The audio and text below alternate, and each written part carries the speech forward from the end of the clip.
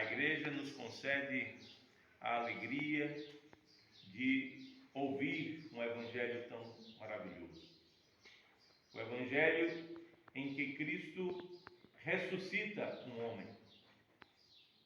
Tratava-se do filho de uma viúva.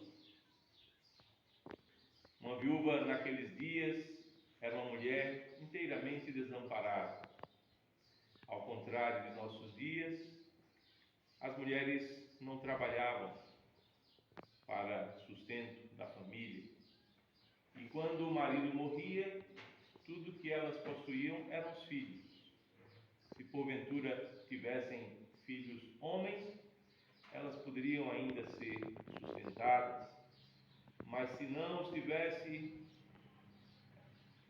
elas se tornariam mulheres desamparadas.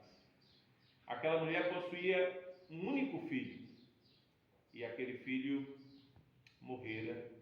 E Jesus Cristo, ao entrar naquela cidade chamada Naim, que em hebraico significa agradável, suave, tranquila, ele se depara com um quadro oposto. Ali havia não algo agradável a ser visto. A suavidade não era bem o que os olhos de Jesus podiam contemplar naquela cidade. Ao contrário, os seus discípulos iam entrando na cidade com ele e na direção oposta ia saindo da cidade aquele enterro, e Jesus Cristo então para a caminhada daqueles homens para enterrar o filho único da viúva e ordena aquele defunto que se levantasse. E diz o Evangelho que ele se levantou, se assentou e começou a falar. E as pessoas ficaram maravilhadas com aquele grande sinal que naquela cidade Jesus Cristo realizara. O sinal de uma ressurreição dentre os mortos.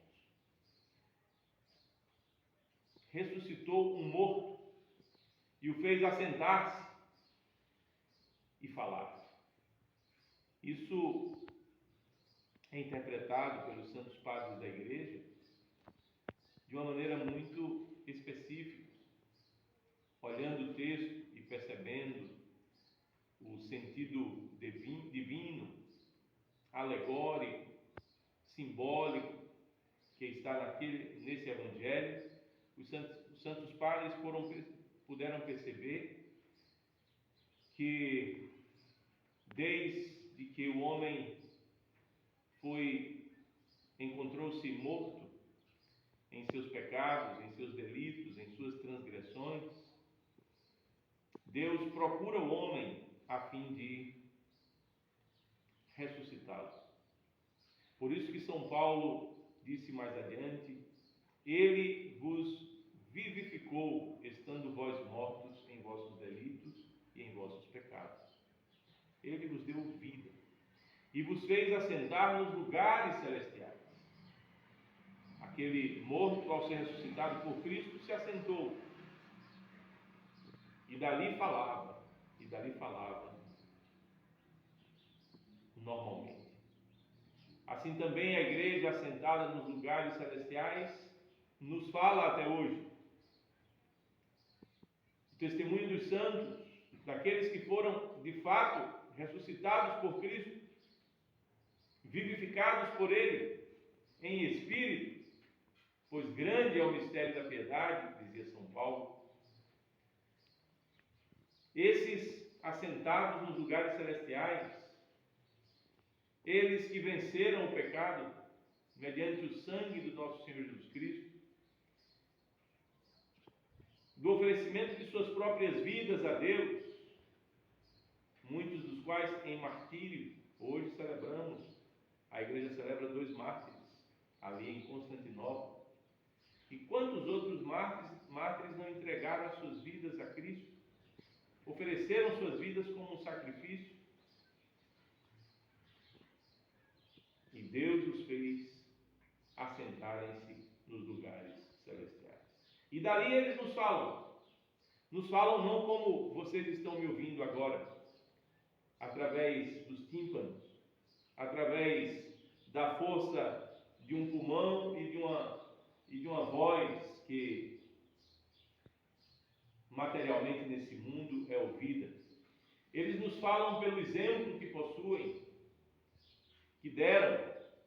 Eles nos falam pela comunhão que mantêm conosco, apesar de nossa maldade, apesar de nossa mesquinhez, apesar de não nos oferecermos totalmente a Cristo, de não apresentarmos sempre as nossas vidas como um sacrifício a Deus. Eles que assim o fizeram, têm misericórdia de nós. Cumprem a palavra de Deus lá desde os céus, que diz: sede misericordiosos, como o vosso Pai foi misericordioso convosco. E assim eles exercem a misericórdia de Deus desde os céus, porque eles estão na plenitude do amor de Deus. E quem está na plenitude do amor não consegue deixar de amar. E quem está na plenitude do amor de Deus não consegue mais deixar de amar como Deus ama. E seu amor é semelhante ao amor divino, abrange todas as coisas, se esparrama pelo universo.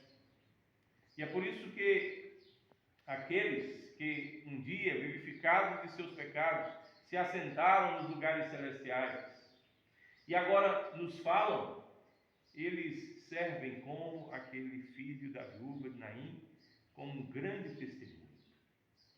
Que como igreja nós observemos sobre a terra tudo isso. Ainda estamos na carne, é verdade, temos tantos limites, nossa mortalidade nos conduz ao pecado, nos força ao pecado. A questão da sobrevivência é tão forte e faz com que atropelemos as coisas. A luta pela sobrevivência, para nos mantermos vivos, e hoje em dia, inclusive, a luta desenfreada para mantermos o nosso próprio consumismo, faz com que desprezemos a muitos, tratemos a tantos com desvelo, desconsideração e erramos tanto aqui nesse mundo. Mas os santos são um grande convite, assim como aquele filho da viúva de Naim, no Evangelho de hoje. Um grande convite a consertarmos as nossas vidas, a vivermos vida de ressurretos dentre os mortos, pois assim o fomos em nosso santo batismo. Assentarmos-nos nos lugares celestiais, como o fazemos a cada vez que participamos da Santa Eucaristia. Na liturgia ortodoxa, a nave representa a terra, o santuário representa os céus. E todo ortodoxo que comunga, de alguma forma, está participando de realidades celestes e, de algum modo, se assentando ou habitando, pois o verbo é o mesmo no hebraico, se assentando ou habitando em lugares celestiais. Pastoreados por aquele que é o bom pastor, nós começamos a, na Eucaristia, não sentirmos mais falta de coisa alguma. Ao contrário, somos conduzidos a pastos verdejantes, quais ovelhas, e sem dúvida alguma, queridos, nós somos conduzidos às águas de descanso, a nossa alma é refrigerada todas as vezes que, por amor do nome do Senhor, nós comungamos. Comungar dignamente é mantermos-nos assentados depois de ressurretos dentre os mortos pelo batismo. E isso deveria nos fazer falar tanto quanto os mártires falam desde os céus. De um outro modo, é verdade, com essas nossas palavras falíveis, com o nosso jeito de pensar, as nossas vontades, as nossas opiniões, esse falar nosso como igreja sobre a terra que é afetado pela pecaminosidade, mas não deixemos de falar de alguma forma. E que o nosso testemunho, a nossa fala, a nossa voz, se assemelhe à voz dos mártires. Que na igreja, sempre que selaram o seu testemunho através do santo martírio, o sangue serviu de semente, que converteu a muitos, que abriu o coração de muitos. O sangue serviu de semente, plantada no coração de muitos que se abriram ao Evangelho.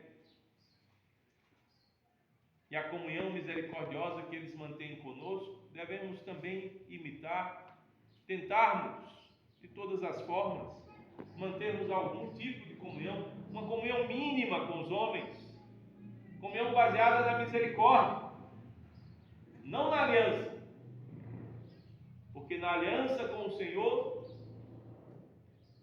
que só a igreja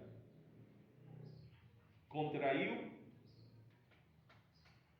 a comunhão é baseada na lei, nos mandamentos, na vontade de Deus que se estabelece mais e mais em nossos corações.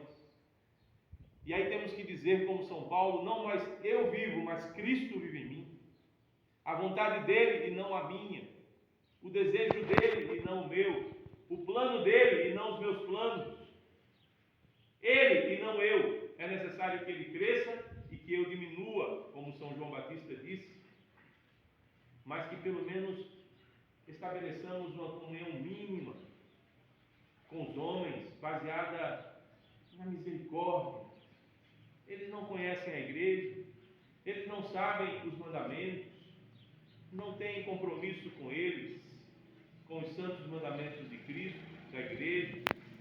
Eles não têm nenhuma aptidão para a renúncia, mas baseados na misericórdia, tanto quanto os mártires, vamos tentar estabelecer alianças baseadas nessa misericórdia divina que assiste a todos, onde quer que esteja.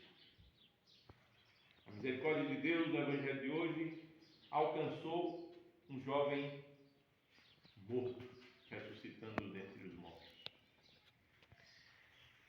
A misericórdia divina acudiu àquela mulher que, viúva, ficaria completamente desamparada e lhe deu o alento de um filho que viveria por mais tempo a fim de sustentá-lo por um período a mais. Meus queridos, que esse Evangelho nos fortaleça muito, que essa palavra que a igreja nos oferta encontre morada nos nossos corações e que com a verdade desse Evangelho sejamos todos conduzidos ao reino de Deus, o Pai, o Filho e o Espírito Santo,